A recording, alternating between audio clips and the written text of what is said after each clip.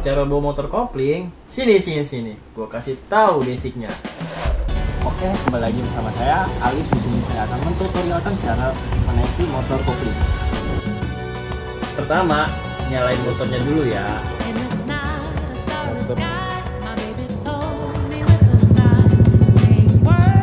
Udah nyala nih. Jangan lupa naikin standarnya ya guys. Nah, pencet koplingnya. Masukin gigi satu kayak gini nih. Terus lanjutin pelan-pelan koplingnya ya. Coba perhatiin deh. Tanpa digas, sebenarnya motornya belum bisa jalan.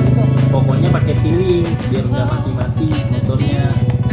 Kalau udah pas, lepas gasnya pelan-pelan juga ya. Tuh, udah deh, bisa jalan motornya kayak gini.